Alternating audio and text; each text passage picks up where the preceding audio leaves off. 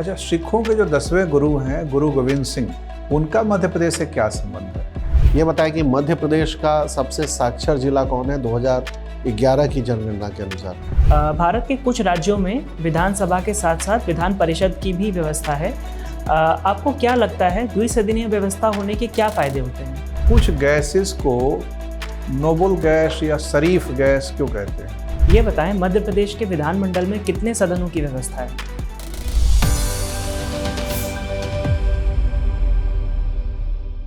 Sir. कम इन। बैठिए Ajit. Good afternoon sir. Good afternoon sir. Good afternoon, बैठ जाइए। Thank you sir. अपना परिचय दीजिए। सर मेरा नाम अजीत कुमार है। मैं मध्य प्रदेश के नरसिंहपुर ज़िले से आता हूँ और मैंने अपनी स्कूलिंग जो है प्रारंभिक स्कूलिंग भोंडजिर स्कूल से और उसके पश्चात करेली से की है और उसके बाद मैंने अपना कॉलेज बीएससी जो है गाडरवारा पीजी कॉलेज से किया हुआ है और मेरी हॉबी जो है क्रिकेट और कुकिंग है। ठीक है, आप करेली के रहने वाले हैं? सर करेली से मैंने स्कूलिंग की हुई है। स्कूल पढ़ाई की। एक करौली जगह भी है, सुना है? सॉरी सर, इसके बारे मध्य में प्रदेश में नहीं है, लेकिन मध्य प्रदेश के पड़ोस में ही है, राजस्थान में है। Okay sir, thank you sir, ये मैंने नहीं सुना। नहीं सुना है। नरसिंहपुर किस संभाग का हिस्सा है? सर जबलपुर संभाग के अंतर्गत आता है। जबलपुर में नरसिंहपुर के अलावा कितने जिले हैं? सर 8 जिले हैं। इसके अलावा 8 जिले हैं, तो कुल 9 जिले हैं। सॉरी सर, मतलब इसको मिला के इसको मिला के, तो इसके अलावा 7 जिले हैं। जी सर। और नरसिंहपुर नर्मदा नदी के उत्तर में है या दक्षिण में है? नरसिंहपुर से सर मध्य से गुजरती है सर नर्मदा नदी। मतलब आप कह सकते हैं कि दोनों तरफ है, उत्तर में भी है, दक्षिण में भी हाँ, है। ठीक है। विंध्याचल पर्वत के उत्तर में है या दक्षिण में है?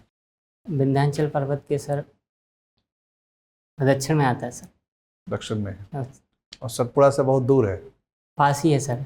सतपुड़ा भी पास में है? हाँ सर, दरअसल चौरागढ़ की चोटी जो है निकट ही मानी जाती है सर हमारे। अच्छा, तो दक्षिण में नर्मदा नदी भी है और दक्षिण में जाते हुए सतपुड़ा भी है। जी सर। ठीक है। सतपुड़ा को सतपुड़ा क्यों कहते हैं?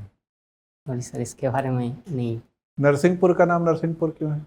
सर वहाँ पे जो है सर जाट सरदारों का जो है शासन रहा था मराठा काल में, तो उस टाइम पे जाट सरदार जो थे सर भगवान नरसिंह के जो है पूजा करते थे और उन्हीं के द्वारा एक नरसिंह मंदिर का निर्माण कराया गया है, जिसके आधार पे जो है सर नरसिंहपुर नाम पड़ा। तो जाट तो मुख्यतः पश्चिमी उत्तर प्रदेश और हरियाणा और उत्तरी राजस्थान के निवासी होते हैं। जी सर। यहाँ दक्षिणी मध्य प्रदेश में कैसे आ गए? सर कुछ परिवार थे ऐसा इतिहास में जो नरसिंहपुर ज़िले के इतिहास है उसमें देखा जाता है कि मराठा काल में सर यहाँ पे पिंडारियों का जो है थोड़ा सा आतंक था, तो उसको जो है मराठा शासकों ने जाट सरदारों की मदद से जो है उनके आतंक को समाप्त किया था और उन्होंने यहाँ पे उनको जागीर प्रदान की थी। कौन थे पिंडारी? सर पिंडारी जो है बेसिकली माना जाता है कि सर मराठों से संबंधित थे, परंतु सर बाद में ये लोग जो है लूटपाट वगैरह करते हैं तो फिर इनका बाद में दमन किया जाता है। मराठे ही थे वो? पिंडारी भी मराठे थे? सर मराठों के सहायक माने जाते थे सर। अच्छा जी सर। अच्छा, सिखों के जो 10वें गुरु हैं गुरु गोविंद सिंह, जी सर, उनका मध्य प्रदेश से क्या संबंध है? सर एक गुरुद्वारा है सर ग्वालियर में। अच्छा। दाता बंदी छोड़ सर, उसके बारे में थोड़ा बहुत पता है सर, इसके अलावा सर और मुझे याद नहीं आ रहा है। ठीक है। आपने चूँकि फिजिक्स केमिस्ट्री मैथ पढ़ा है बीएससी में, जी सर, तो दिलचस्पी होगी तभी इन विषयों को पढ़ा है? हाँ सर। दरअसल उस टाइम पे सर जब 11-12 के बाद मार्गदर्शक सर उतना नहीं था, मैं जहाँ से हूँ थोड़ा वहाँ पे लिटरेसी जो है सर थोड़ा सा पिछड़ा हुआ है। तो मार्गदर्शन जहाँ कमज़ोर रहता है वहाँ तो लोग आर्ट्स पढ़ लेते हैं। हाँ सर बिल्कुल, पर जनरली एक सामाजिक रूढ़ी कह सकते हैं या फिर परंपरा के रूप में देखा जाता है कि जिसने मैथ साइंस वगैरह लिया हो तो उसके लिए बीएससी जो है अच्छा माना जाता है। तो इसलिए सर तो इन तीनों में ज़्यादा अच्छा आपको कौन सा लगता है? सर तीनों ही लगभग सर समान बराबर ही? हाँ सर, बराबर अच्छे लगते हैं, बराबर ही कमज़ोर लगते हैं? सर तीनों ही ठीक है सर। उतना विशिष्टता किसी में नहीं हुई सर, इसीलिए फिर मैंने आगे उसमें जो है अध्ययन जारी करना सही नहीं। अच्छा, ये बताएं कि हमें दुनिया में अभी कितने तत्व ज्ञात हैं? सर अभी 118 लगभग सर तत्व है जो। हाँ, ठीक कह रहे हैं। तो क्या वो सारे तत्व प्राकृतिक दशा में उपलब्ध हैं या कुछ प्रयोगशाला में ही उपलब्ध होते हैं, प्राकृतिक दशा में नहीं मिलते? जी सर, कुछ जो हैं प्रयोगशाला में बनाए गए हैं और सर एग्जैक्ट नंबर मुझे याद नहीं आ रहा है। बाकी जो है अधिकांश जो है प्राकृतिक रूप से मिलते हैं, अयस्क के रूप में या फिर चट्टानों में मिल जाते हैं। तो कोई ऐसा तत्व है जिसके नाभिक में न्यूट्रॉन ही नहीं होता? सॉरी सर, ऐसा हो सकता है कि किसी के नाभिक में न्यूट्रॉन ना हो? इसके बारे में सर मुझे जानकारी नहीं। अच्छा, कुछ गैसेस को नोबल गैस या शरीफ गैस क्यों कहते हैं? सॉरी सर, ये अभी इसका रीज़न नहीं याद आ कर पा रहा हूँ। क्या उनको नोबल इसलिए कहते हैं कि किसी के साथ झगड़ा नहीं करते, किसी के साथ रिएक्ट नहीं करते? हाँ सर, ये भी हो सकता है। अक्रिय गैसें भी कहलाती अक्रिय है, हैं। जी सर, इसलिए उनको नोबल। इनका जो है सर अष्टक पूर्ण होता है, इसलिए अभिक्रिया तो में प्रशासकों में भी किसको हम नोबल प्रशासक कहेंगे? जो अक्रिय हो उसको कहेंगे? सॉरी सर, ये जो किसी के साथ कोई क्रिया ना करे वो कह देंगे कि शालीन प्रशासक हैं। नहीं सर, अक्रिय बोल सकते हैं जो बिल्कुल क्रियाशील या रिएक्टिव ना हो। तो आपको लगता है कि उसको नोबेल कहना शब्द का दुरुपयोग है? सर इसके नोबेल पुरस्कार का नाम सुना है? जी सर। उसको नोबेल पुरस्कार क्यों कहते हैं? सर अल्फ्रेड नोबेल जो थे अच्छा, उनके वैज्ञानिक नाम थे, पर। उनके नाम पे सर इसका नामकरण किया सबसे पहला नोबेल पुरस्कार किसे मिला था? गया। नाम भूल रहा हूँ सर मैं, सॉरी सर। अच्छा ठीक है, किस कार्य के लिए मिला था? फिजिक्स के क्षेत्र में ही संबंधित फिजिक्स में मिला था, आप सही कह रहे हैं, लेकिन फिजिक्स में किस कार्य के लिए? सॉरी सर, याद नहीं सर। क्या एक्सरे से कोई संबंध था उनका? सॉरी सर, एग्जैक्ट याद नहीं है तो। कोई बात नहीं, ठीक है। अजीत जी, ये बताएं कि मध्य प्रदेश का सबसे साक्षर जिला कौन है 2011 की जनगणना के अनुसार? जी सर, मध्य प्रदेश का सर सबसे साक्षर जिला जो है इंदौर माना जाता है। 2011 की जो जनगणना है उसमें। इंदौर या जबलपुर? सर दोनों में बराबर ही थोड़ा सा अंतर है, परंतु सर इंदौर जो है थोड़ा सा। अच्छा, और अगर 2001 की जनगणना को आधार माने तो?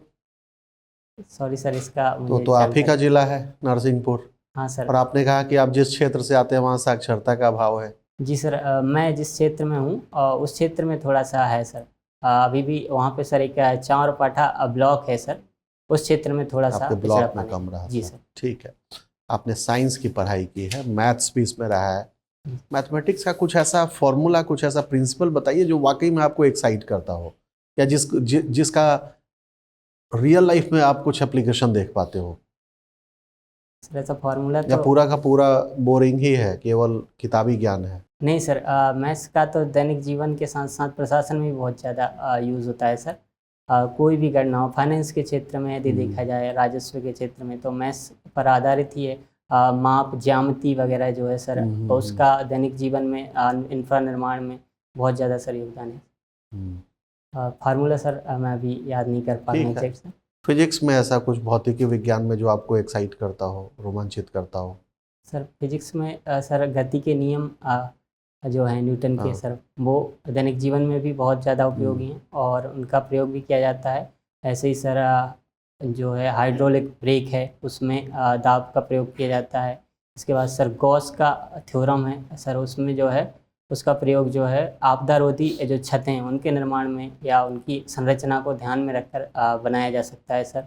और सर फिजिक्स में बहुत सारे ऐसे हैं, जैसे कि भंवर धाराएं सर, उनका प्रयोग भी हम जो चुंबकीय ट्रेन वगैरह, इलेक्ट्रिक ट्रेन है, उनमें चुंबकीय ब्रेक के रूप में भी किया जा सकता है सर।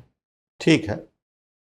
सरकारों के बजट जब बनते हैं और बजट संबंधी जो भी रिपोर्ट दिए जाते हैं, सो उन बजट का जो लेखा जोखा है या उसकी जो एफिशिएंसी है, उसको जज करने के लिए कुछ टर्म्स है जिसका हम यूज़ करते हैं, विभिन्न तरह के डेफिसिट्स। इसके बारे में जानकारी है आपको? जी सर, राजकोषीय घाटा राजकोषीय होता है। घाटा, ठीक। जी सर। हाँ। और इसके अलावा सर उस बजटीय घाटा भी सर होता है। बजटीय घाटा, ठीक। दो टर्म्स। और सर राजस्व घाटा? जी सर। जी सर, राजस्व घाटा। कितना राजस्व घाटा है मध्य प्रदेश सरकार का इस जो सबसे अभी का जो बजट है उसके अनुसार? सॉरी सर, डाटा मुझे याद नहीं। ठीक है। प्राथमिक घाटा क्या होता है? सॉरी सर, कोई बात एग्जैक्ट नहीं। याद नहीं आ रहा। कोई बात नहीं। आप कुकिंग करते हैं, ठीक है? जी सर, कुकिंग मेरी हो। महानगरों में एक ट्रेंड देखा जा रहा है कि लोगों के घर से किचन गायब होते जा रहे हैं। उनकी डिपेंडेंसी अब हो गई है स्विगी और जोमेटो जैसे प्लेटफॉर्म पर जी सर। बाहर से खाना मंगाने पर। जी सर। इसका असर क्या पड़ेगा, सामाजिक असर या सामाजिक प्रभाव क्या पड़ेंगे इसके, अगर घरों से किचन खत्म हो जाए तो?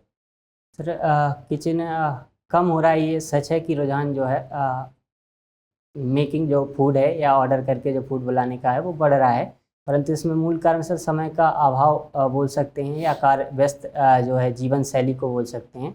और इसका सर समाज पे इफेक्ट पड़ेगा, क्योंकि यदि कुकिंग होती है सर, तो यदि कुछ लोग मिलके खाना बनाते हैं तो उनमें कोऑर्डिनेशन बढ़ता है, तो एक कोऑर्डिनेशन की कमी देखी जा सकती है। दूसरा सर पारिवारिक जो मेल जोल है, जैसे सामूहिक भोज होते हैं सर, तो उनमें जब सभी लोगों को बुलाया जाता है तो मिलके बैठते हैं, बात करते हैं, तो उससे परस्पर जो सौहार्द है वो बढ़ता है, भाईचारा जिसको बोल सकते हैं। तो इसमें भी लेकिन ये नहीं देखा गया कि कुकिंग का जो अतिरिक्त बोझ है वो महिलाओं के ऊपर चला गया है, पुरुषों ने करीब करीब इससे अपने आप को मुक्त कर रखा है।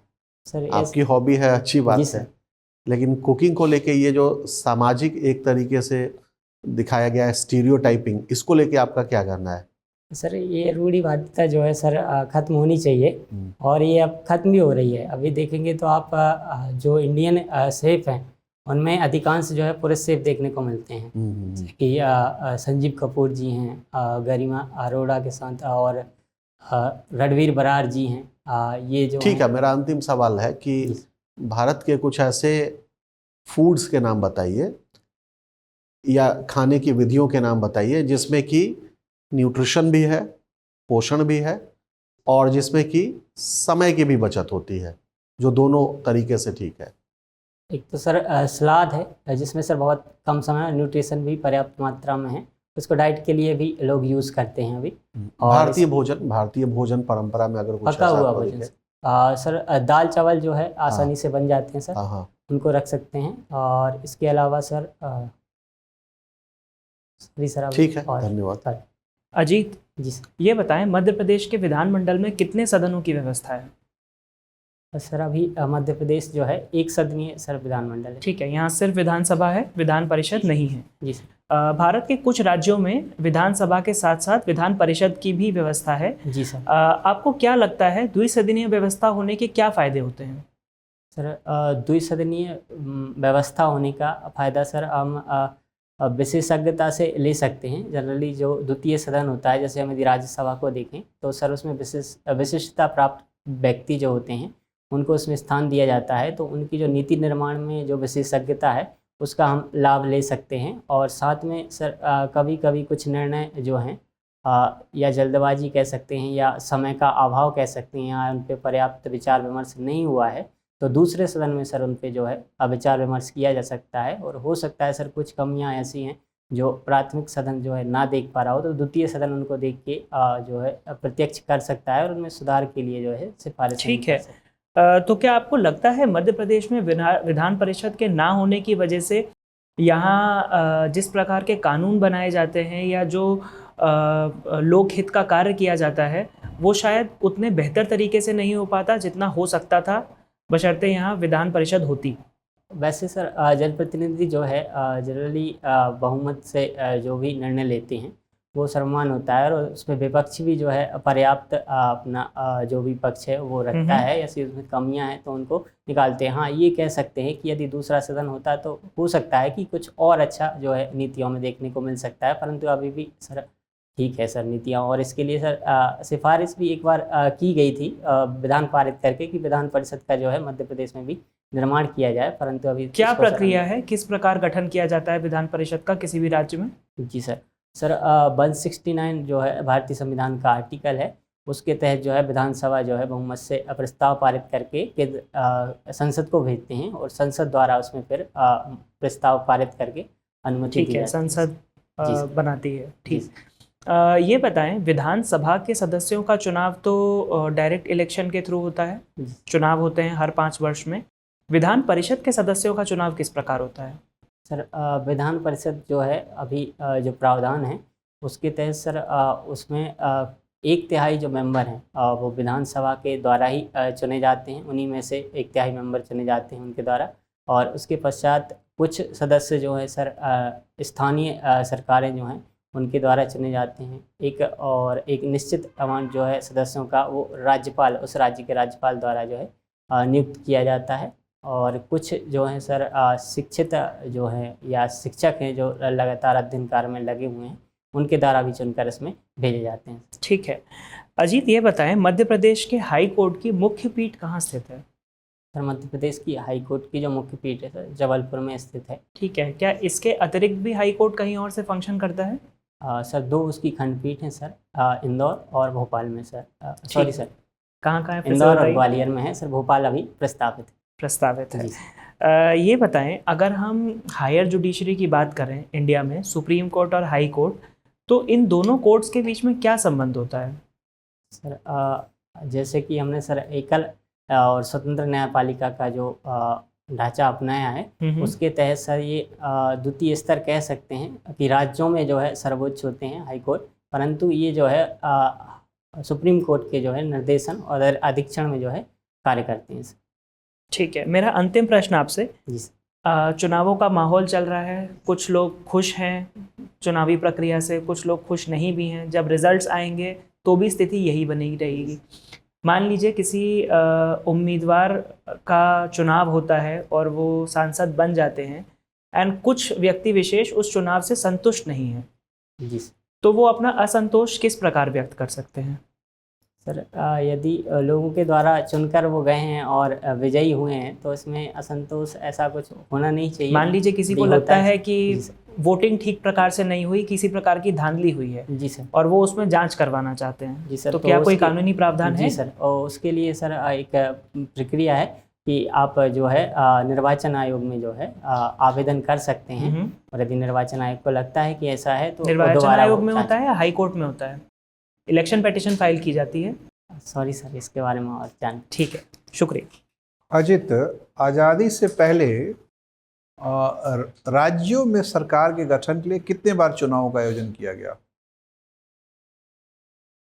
राज्यों को तब प्रोविंस कहते थे। जी सर। तो प्रोविंशियल इलेक्शंस कितनी बार हुए आज़ादी से पहले? जी सर, एग्जैक्ट नंबर सर नहीं आ पा रहा है। पहली बार कब हुआ? सर प्रोविंस जो गवर्नमेंट है सर, 1919 के एक्ट के तहत जो है प्रांतों में स्वायत्तता दी गई थी, परंतु सर निर्वाचन की मुझे जानकारी नहीं कि उसके तहत हुए कि नहीं। उसके पश्चात सर 1935 के एक्ट के द्वारा दिया गया था, तो 1937 में सर जो है 37 में चुनाव हुआ था, वही पहली सरकार, जी सर। प्रांतीय सरकार का गठन Thank you, हुआ सर। था। और एक बार और गठन हुआ था 37 के चुनाव के बाद। तो सर दूसरी सरकार का गठन कब हुआ प्रांतों में? सर 1940 या 48 एग्जैक्ट सर याद नहीं। 46 में हुआ था। जी सर। तो ये बता सकते हैं कि उन दिनों प्रोविंस कितने थे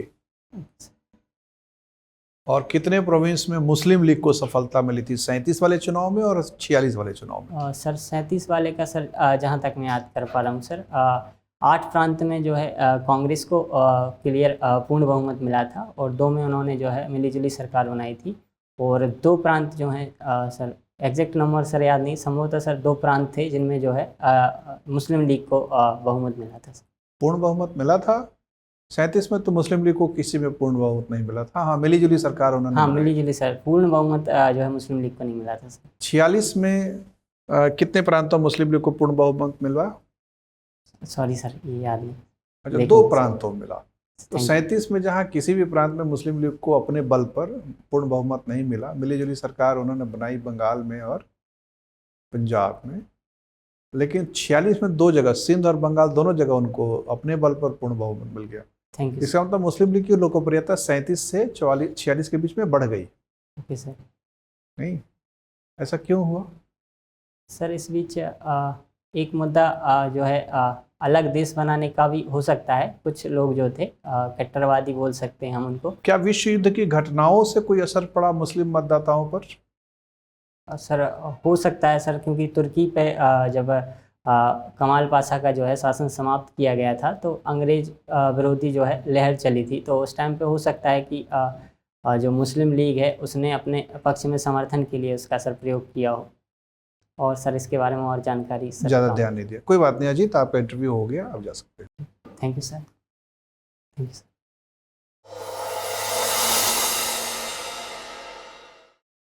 आइए अजीत, बैठिए। 1 मई को ही आपका इंटरव्यू है, तो 2 दिन बचे हैं। जी सर। ठीक है, तैयारी अच्छी लग रही है। आप बहुत शालीनता से बातचीत कर रहे हैं, विनम्र आदमी हैं।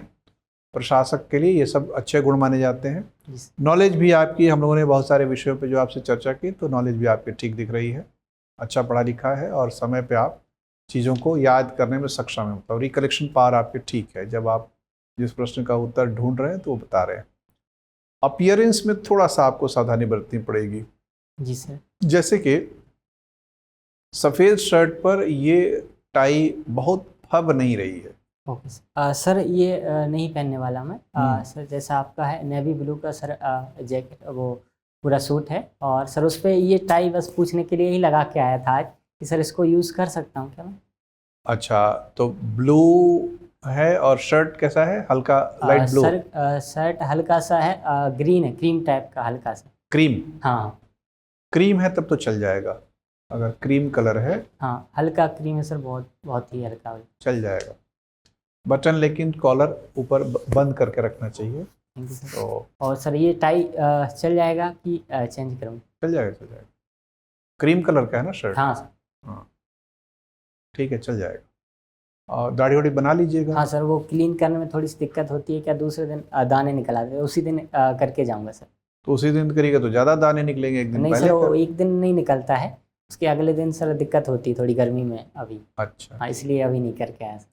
ठीक है, तो उसके लिए आफ्टर सेव लोशन वगैरह आता है जो कि नहीं निकलने देता है दाने को, उसका इस्तेमाल कर सकते हैं। ठीक है, तो बाकी सब चीज़ें ठीक है, बैठने की भंगिमा ठीक है, फेशियल एक्सप्रेशन ठीक है, प्लेजेंट है, प्रफुल्लित चेहरे, पॉजिटिव भाव के साथ बैठे हुए हैं, अच्छा लग रहा है आपसे बातचीत करने में। नरसिंहपुर ज़िले के बारे में थोड़ी सी जानकारी और ले लीजिए। जी सर। सर वो जाट सरदारों के बारे में और जानकारी। हाँ, थोड़ी सी जानकारी और ले लीजिए। जी सर। और मध्य प्रदेश की 2 दिन जो भी वक्त है, मध्य प्रदेश की इकोनॉमी, जीडीपी कितना है, प्रति व्यक्ति जीडीपी कितना है, ये सब पूछ बैठते हैं। जी एक सर। बार देख लीजिए। जीडीपी में कृषि की, उद्योग की, सेवा क्षेत्र की भागीदारी प्रतिशत में कितनी कितनी है, वो सब ठीक। आसानी से मिल जाएगा। वो बहुत मुश्किल चीज़ें नहीं है, 1-2 घंटे बैठ के ध्यान से देखेंगे तो सब नज़र में आ जाएगा। जी सर। ठीक है। और बाकी प्रशासनिक जो वर्गीकरण है, 10 संभाग हैं, उसमें अपने संभाग के जिलों की संख्या देख लीजिए। सबसे ज़्यादा संभाग, सबसे बड़ा संभाग है कौन सा, जिसमें 9 जिले हैं, तो वो भी देख लीजिएगा। सबसे छोटा संभाग कौन सा है, ये सब अपने संभाग के आयुक्त का नाम, अपने सर। ज़िले के डिस्ट्रिक्ट कलेक्टर का नाम, अपने ज़िले के एसपी का नाम भी देख लीजिएगा। कभी कभी पूछ बैठते हैं, हाँ। जरूरी नहीं है पूछेंगे, लेकिन तैयार होकर जाना चाहिए, पता नहीं क्या मन उनका हो जाए, पूछ बैठें। जी सर। ठीक है। चूँकि आप जिस इलाके से हैं वो एक पहाड़ी इलाका है, वन क्षेत्र वाला इलाका है, जनजातीय समाज वहाँ रहता है। जी सर। और नरसिंहपुर में जितना है उससे ज़्यादा पड़ोस के बैतूल में है, या हरदा में भी ठीक ठाक है, तो वो सब भी थोड़ा सा आस पड़ोस देख लीजिएगा। आपके नरसिंहपुर में एक वन्य जीव अभयारण्य भी है जो कि नौरादही सर। हाँ, जो हाँ, कि उसका भाग आता है सर। 2-3 जिलों में फैला हुआ है। हाँ। तो वो कौन कौन से ज़िले हैं जिसमें वो फैला हुआ है, मुख्य रूप से किन जीवों को उनको संरक्षण दिया गया है उन अभयारण्य में, ये सब भी एक बार देख लेना चाहिए। जी सर।